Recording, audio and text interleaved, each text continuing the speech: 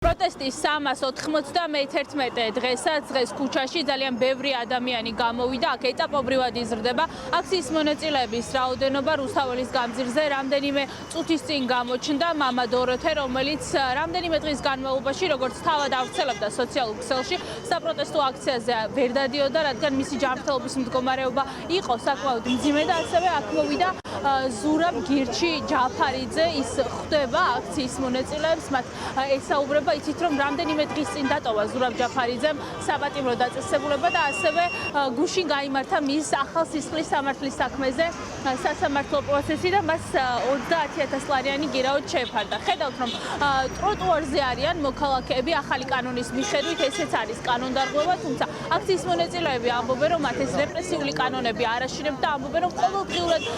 გააგრძელებენ საპროტესტო აქციებს ისე როგორც მიმდინარეობდა მთელი ამ თვეების განმავლობაში 391 დღეა, რაც მოქალაქეები უწყოტად დგანან ქუჩაში, თხოვენ რომ ჩაინიშნოს ხელახალი არჩევნები და გათავისუფლდნენ სინდისის პატიმრები, ამბობენ რომ მათი ბრძოლა არ გაჩერდება და რა კანონიც არ უნდა დააინიციროს ქართულმა ოცნებამ, კანონებით ამ ადამიანებთან ბრძოლა მათი განმარტებით ოცნებას არ გამოუვა. Protesti უკვე გრძელდება 1 წელიწადზე მეტია, ჩვენი მოთხოვნები ყველასთვის ცნობილია, ამიტომ ჩვენ ამ პროტესტის გაჩერებას არ ვაპირებთ და ჩვენთვის ძალიან დიდი მნიშვნელობა არ აქვს ეს რეჟიმი რა ტიპის რეპრესიულ კანონებს მიიღებს. აქ უწყვეტი პროტესტი 392 დღეა თუ არ ვწდები, უკვე გრძელდება და გაგრძელდება მანამდე სანამ ჩვენი მოთხოვნები არ შესრულდება. საქართველოში უნდა ჩატარდეს დემოკრატიული არჩევნები, უნდა გათავისუფლდნენ პოლიტიკური პატიმრები და სანამ ეს მოთხოვნები არ შესრულდება, მანამდე არანაირი ცვლილება კანონებში, არანაირი ახალი რეპრესიების ფორმები არ მოქმედებს ჩვენზე. რეალურად ჩვენი პრობლემები თუ არ მოგვარდება, მაშინ ჩვენ გავაგრძელებთ პროტესტს და რაც მე მგონია რომ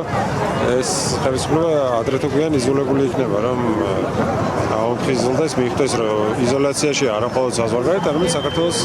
შიგნითაც. მათი უფლებები რატო არის უპირატესი ჩვენ უფლებაზე ვიდგეთ აქ. ეს ჩემთვის არის აბსოლუტურად გაუგებარი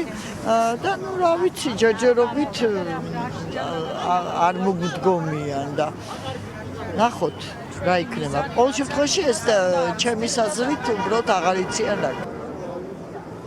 ქუჩაში გამოსული მოქალაქეების პოზიცია არის უცვლელი, ამბობენ რომ მათი ყოველდღიური პროტესტი, რომელიც ქართული ოცნებისთვის ასე ძალიან შემაწუხებელი გახდა, გაგრძელდება ყოველდღიურად, გაგრძელდება ასევე შაბათის შეკრებები უკვე რამდენიმე კვირაა, რაც რეპრესიულ კანონს მოქალაქეები ყოველ შაბათს დიდი მსვლელობით პასუხობენ, ამბობენ რომ არც ეს შაბათი იქნება გამონაკლისი და ზუსტად 7 საათზე ამ შაბათსაც ფილარმონიასთან შეიკრიბებიან და ამის შემდეგ უკვე ტრადიციული პროტესტი გადმოინაცვლებს საკანონმდებლო ორგანოსთან.